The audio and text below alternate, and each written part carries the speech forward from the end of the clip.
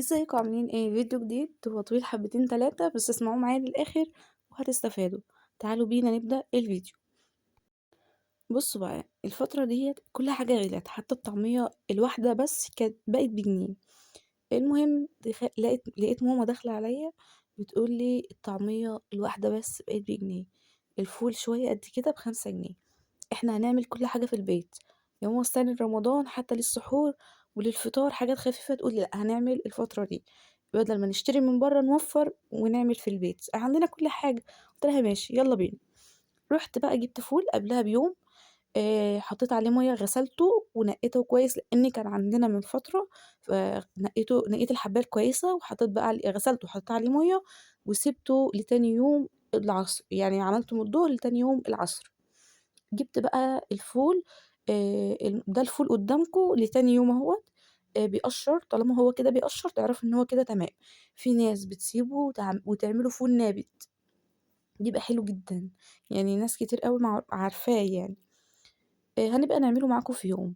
المهم بدأت بقى ان انا اقشر الفول، وبعد كده بعد ما اقشره هنعمله طعمية. عملنا فول للطعمية وهنعمل فول الفول التاني ده اللي بنشتريه مع الطعمية. المهم ان الشتا خلاص بكرة، يعني انا بسجل الفيديو وبصوره يوم 20، 21 أو 22 تقريبا هيبقى أول فصل الشتاء. فنبدأ بقى نشغل نفسنا كده بقى للسحلب والحاجات اللي هي بتدفي دي والشوكولات والحاجات الحلوة دي. المهم يعني نبدأ نظبط نفسنا عشان الشتاء داخل والامتحانات داخلة برضو يعني. هنا ماما جت كملت، بدأت تعمل مكاني لأن كنت خلاص رحت أعمل البصل بتاع الفول وأقشر الثوم وجهز العدس وكل الحاجات دي يعني. المهم بدأت بقى معرفش هي صفت المية قللت المية بتاعته شوية وبدأت بقى تقشر هي فيه. وأنا كنت جنبها بعمل حاجة الفول بجهز له يعني.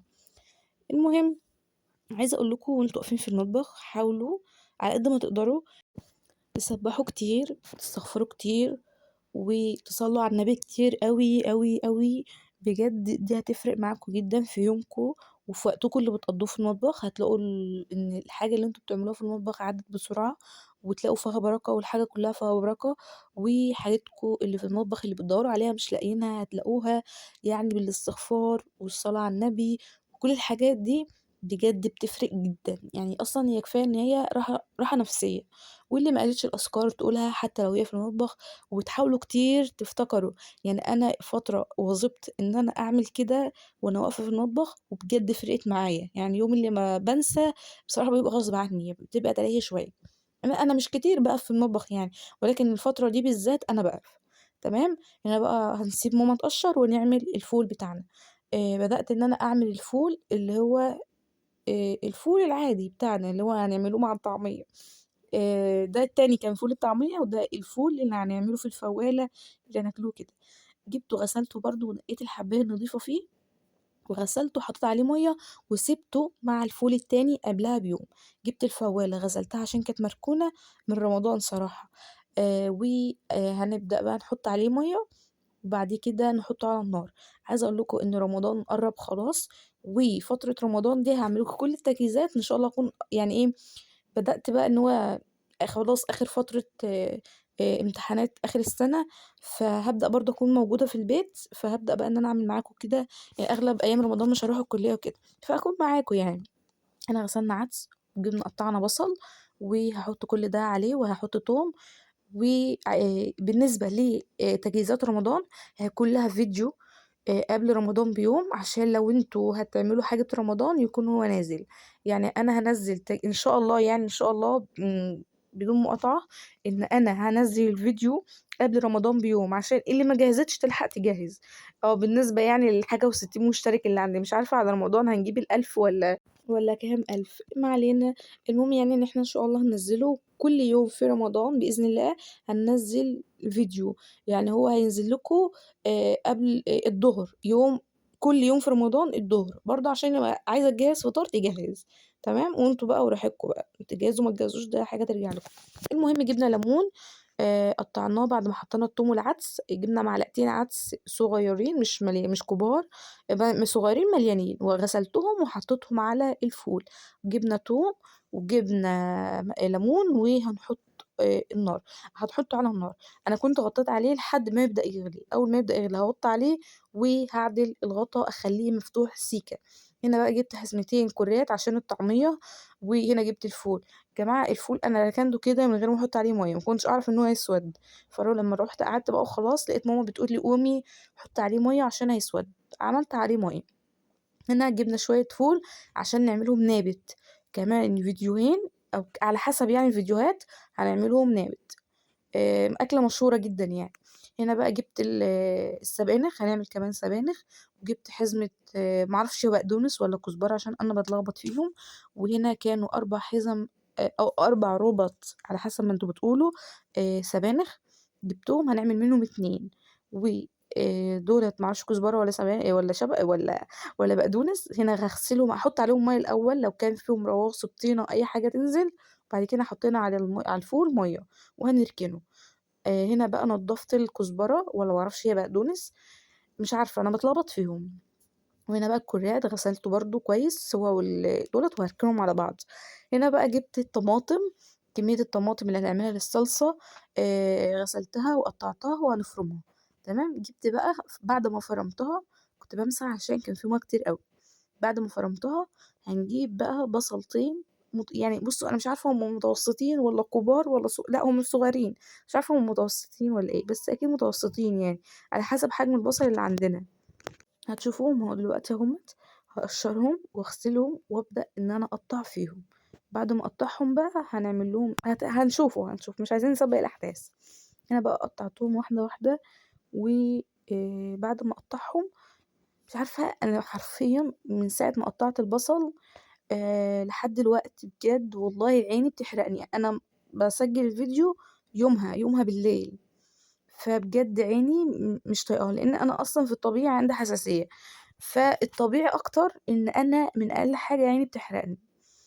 فحرفيا مش عارفة بقى، لحد دلوقتي اصلا مش قادرة بجد.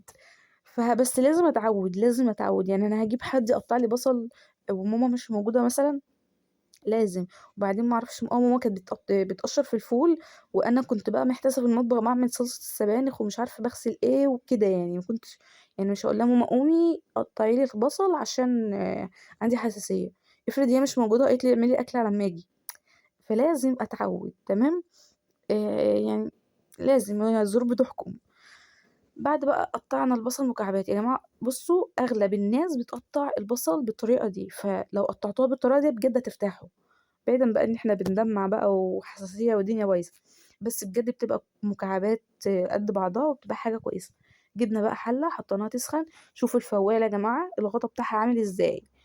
يعني ايه، ولا هو مقفول ولا هو مفتوح، عشان الفول بيفور بيعمل فوران، فيبوظ لك البوتاجاز ويبوظ لك الدنيا كلها. ماما اللي قالت لي على الحتة دي. تمام. يعني ما كنتش اعرف، بس ماما اللي قالت لي. وطبعا انا ما عملتش كل حاجه من مزاجي يعني، في حاجات انا بحطها من عندي كده تريكات، وحاجات تانية انا ما ببقاش عارفاها او عارفاها وعايزه اتاكد منها فبسال ماما عليها. هنا بقى جبت سمنه. عندنا زبده بس فلاحي، بس ما ينفعش إن اعمل بيها طبيخ يعني، عشان احمد اخويا ما بياكلش فيها اي حاجه معموله بالزبده الفلاحي او السمنه الفلاحي. هعمل لكم فيديو تسييح السمنه قريب برضو على دخول رمضان يعني. المهم جبتها وحطيت عليها زيت. وهبدأ بقى ان انا اقلب البصل لحد ما يبدأ يدبل. هحط عليه توم. وقبل ما يبدأ قبل ما يحمر، اللي هو بدأ يحمر كده، هحط عليه الطماطم. خلينا نشوف واحدة واحدة مش هنسبق يعني. فضلنا كده بقى اقلب قلب قلب قلب قلب لحد ما هسيب. معرفش اصلا كنت بسيب المعلقة واروح اكمل اعمل حاجة تانية، انا مش عارفة كنت بعمل ايه.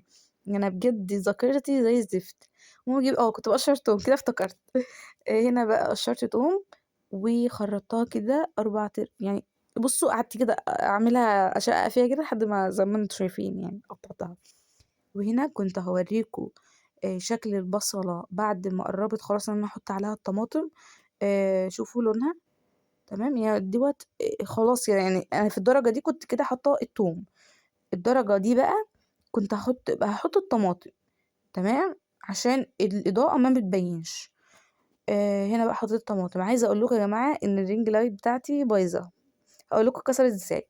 حطيت هنا فلفل أسود و كزبرة، كمون، 2 معلقة ملح، حطيت 2 ورجعت تاني حطيت معلقة كزبرة، افتكرت إن أنا لازم أحط كزبرة كتير عشان ريحتها بتبقى حلوة، تمام، وهاغطي بقى عليها هاسيبها بقى كده مع نفسها، وأول ما تبدأ تغلي هاهدي لها النار، تمام. هنا بقى الفوالة فتحت عليها عشان كل ما بتقل مَيّة كل ما أزود لها مَيّة، بس ملحوظة إن المَيّة اللي بازودها بتبقى مَيّة سخنة، سخنة مش فترة كمان، لإن لو زودت مَيّة دافية فبتسوِّد الفول. هنا ماما كانت بتقطّع السبانخ، وهنا بعد ما حطيتها على الصلصة وكل شوية كده باقلِّب فيها، بعد كده هتغسل حوالي نُص كوباية رُز أو ربع كوباية رُز على حسب المقدار اللي عندِك أو كمية السبانخ اللي عندِك، وتغسلها وتحطها على السبانخ قبل ما تحط عليها مَيّة، وبقيتِ كل شوية قلّبي فيها عشان الرز بيلزق، الرز بيلزق حتى لو هي تيفال هيلزق برضه، تمام. بعد كده بقى هاورّيكم الفول بعد ما خلاص قفلت عليه. ماما كانت قفلت عليه وركنته. يا جماعة معلوش طماطم، نسينا خالص نحط طماطم بجد. وهنا كنت باعمل شوربة لسان عصفور لعمر أخويا لإنه كان تعبان ولحد دلوقتي تعبان جدًا، السخونية مش راضية تحل عنه بجد. وهنا الفول بعد ما خلاص صفيته خلّصت صفيته من المَيّة يعني بعد ما كنا حاطين عليه مَيّة. وهنا توم وبصل وفلفل قطّعناهم، وهنا الكورية قطّعناهم وهنقلّبه على الفول، ونبدأ بقى نفرمه في الكبة. الكبة بتاعتنا هي على قد حالها كده يعني ممشية الغرض يعني. عايزة أقول لكم إن هي تورنيدو وكانت بايظة أصلًا من فترة وكنا ركناها خلاص نسيناها. ماما قالت إحنا مش هنجيب تاني، إحنا هنصلّحها، وفعلًا صلّحناها وما عادتش بتشتغل بالتكاية اللي فوق، لأ بنحط الفيشة أول ما تحط الفيشة تقوم شغالة على طول. ما بتستنيش تحط الزرار بقى وكده، تخرب الدنيا، وأصلًا هي بتسخن بسرعة فوحشة بجد، بس يعني مشّية حالنا يعني. هنا كنت فرمت على مرتين. أول مرّة كانت خشنة أوي فرجعت فرمتها تاني بعد ما خلّصت، يعني كده خلّصت أول مرّة هارجع أفرمها تاني آخر مرّة، تمام. وهنا جبت برنجانة، برنجانة يا جماعة بجد شكلها حلو أوي من جوّه بيضا. هنا جبت كمية زيت تمام في طاسة تيفال، هي مش هي كانت تيفال بس دلوقتي ما عادش تيفال. هنا جبت البرنجان شوفوا شكلها أبيض من جوّه إزاي، كانت جميلة أوي مش مبزّرة ولا أي حاجة. بعد كده هاحطها في الطاسة. كنت مش عارفة أنقل الring light عشان كان مكسور، هاقول لكم كان مكسور إزاي. هنا بقى بدأت أفرمها تمام، وأنا بافرمها هاقول لكم ring light اتكسر إزاي. أحمد أخويا في يوم قُلت له: "يا أحمد لِم الring light." قال لي: "تمام ماشي." المهم ما أعرفش هو لمّها إزاي يعني كانت مفرودة كده ما أعرفش لمّها إزاي أو لمّها بطريقة غلط فمش عارفة. المهم يعني إن هو لمّها عمل فوّت صامولة فيها حاجة زي كده الstand نفسه. آآ في قاعدة الstand اتحركت من مكانها ما عادش بتثبت خالص، إلا بقى لو كل شوية باثبّتها بإيدي. عايزة أقول لكم إن هنا جِبت عيش ربع رغيف عيش أو نُص عيش وقطّعناه بلّيناه مَيّة، يعني مش بايش خالص، بلّيناه وفرمناه مع تاني مرّة فرمت فيها العجينة بتاعة الطعمية.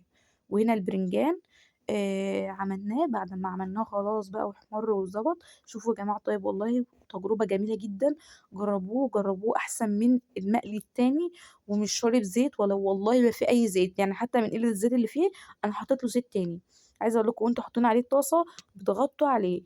أنا كنت نِفْسي أصوّر لكم بس الring light بتتحرك بصعوبة، بصعوبة جدًا، فاعذروني بقى. هنا بقى كنت عشان أكمّل هاحط عليه ليمون ودقة توم في البرطمان اللي جنبي ده وخل وزيت وارجع أحط عليه ليمون تاني في الوش، وهادهس بقى فيه كده. أنا عايزة كل ده يتعمل كده مع بعضه، يتمكِّس كده مع بعضه تمام. هاكمّل لكم بقى إن الring light لمّا باظت فمن يومها القاعدة بتاعة الring light نفسها ما عادش بتثبت، تمام. فيها ماسورة بتتخلع من مكانها، هابقى أصورها لكم وأوريها لكم. فعشان كده بتبقى صعب أوي أحرّكها، صعبة جدًا يعني. فبجد على فكرة يعني هي الأسبوع اللي جات فيه أنا صوّرت بيه مرّة و2 بعد كده ما صوّرتش. هي بتصوّر والإضاءة بتقيد وكل حاجة، بس الstand نفسه صماويله فوّتت، جبنا له صماويل مصدية وركّبناها، عشان مش لاقيين الصامولة صغيّرة أوي ويعني مش صغيّرة أوي ولا وسط ولا حتى كبيرة، مش عارفة هي محصّلة إيه صراحة. أحمد أخويا اللي فاهم في مقاساتها وكده. قعدنا ندوّر لحد ما جبنا له واحدة مصدية وركّبناها، ولحد دلوقتي في واحدة برضه آآ في مستوى الطول بتاعها برضه مفوّتة برضه عايزين نبقى نعملها، وكمان القعدة بتاعتها مكسورة زي ما أنا قُلت لكم، بس ما لهاش صماميل، هي قاعدة بس كده مجرد ما البتاعة بتنزل تحت وتطلع فوق بس. هنا بقى كانت عجينة الطعمية، بعد ما فرمتها خلاص وضبّطتها وفرمنا عليها العيش كنت بافرمها مع العجينة في الوش التاني، هنا ماما كانت بتشوفها ما كانتش طرية ولا أي حاجة، كانت مضبوطة جدًا. هنا بقى كنت هاعمل سلطة، ما كانش متوفر لا شبت ولا بقدونس أو كزبرة ما أعرفش أنهي فيهم.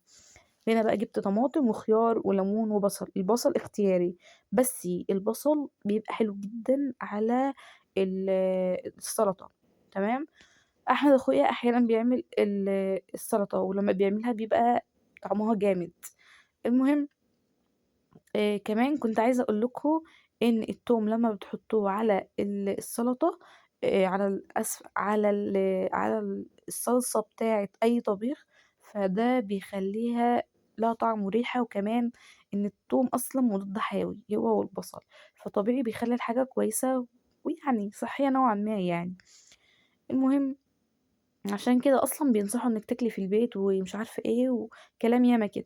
ما علينا، أصلًا الفترة دي أحمد أخويا كان جه ماشي، كنت صورت لكم برطمان الطحينة صغنن قد إيه، وكانت أكياس لبن وأكياس عيش، أكياس اللبن كنا نعبي فيها الطعمية، يعني كانت أصلًا ماما بتتفرج على حاجة وأنا قاعدة بقى باوريكم هو جاب لي إيه.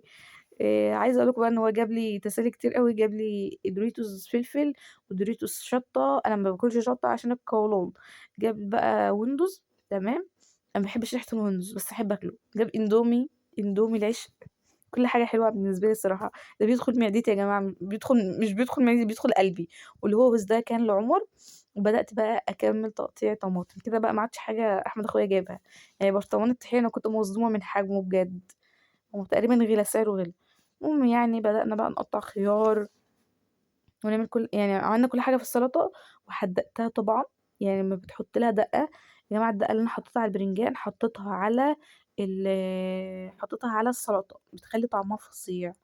عايزة أقول لكم كمان إن الطريقة اللي أنا عملتها وبالذات إن الطماطم الفترة الموسم بتاعها ده أنا ما أعرفش هو الموسم بتاعها والّا لأ، بس الطماطم اليومين دول فيها مَيّة كتير، فممكن تعمل لِك مَيّة سلطة أصلًا لوحدها، يعني كان في كمية مَيّة سلطة في الطبق والله كإنِّك عاملة مَيّة عليها. طبيعية كده تحسّي يعني أمّا بتروحي عربية فول أو أي مطعم وتقولي له عايزة مَيّة سلطة، هي بتبقى مَيّة عادية وحاططها على السلطة، بخَل بقى وزيت وحاجات ياما، إنّما دي كانت لوحدها كده والله ما حطّيتش أزيد من خَل وزيت والدقة والليمون، بعد كده ما حطّيتش، هتشوفوها معاكم يعني. هنا بقى قطّعت البصل بدأت بقى إيه، على فكرة التصوير ما كانش مضبوط خالص، هي الإضاءة تمام. بس التصوير ما كانش مضبوط عشان زي ما أنا قُلت لكم الring light تمام، هاحاول إن أنا يعني فترة كده وأجيب stand جديد. هنا بقى الطعمية شوفوا عملت كام كيس، كمية الفول دي عملت كام كيس. المهم يعني ماما بقى إيه، قالت كل يوم كده الصبح بدل ما نروح نشتري ب5 جنيه 5 طعميات مش هيكفّونا. أو ب10 جنيه 10 تعميرات مش هيكفّونا يعني ده فطار يا جماعة، والفول برضه شوية قد كده، فنكيّسهم إحنا عندنا ونطلّع كده أول بأول، والفول برضه عملنا شوية صغيّرين عشان نطلّع أول بأول، عشان ما فيش حاجة تتركن وتبوظ، عشان نلحق نعمل على رمضان، ما هو رمضان يا جماعة فاضل عليه 3 شهور بالضبط، يعني إحنا في آخر جماد آخر، فرجب هيبدأ وبعديه شعبان وبعديه رمضان، يعني إحنا في أول ال3 شهور، باقي عليه شهرين. ما تحسبوش شهر رمضان، إحنا نحسب رجب وشعبان بس. المهم يعني كل سنة وأنتم طيبين ورمضان كريم مبكرًا. هنا بقى السبانخ، عايزة أقول لكم إن دي طباسي شوربة، بس مش عارفة ماما عملت فيها إزاي، هو الاستعجال يا جماعة بيودي في داهية، وده البتنجان وده الأكل كالعادة استعجال. ما تنسوش تعملوا لايك واشتراك وتشيروا الفيديو في كل مكان، وده فيديو النهارده واستنوني في فيديو جديد ومع السلامة.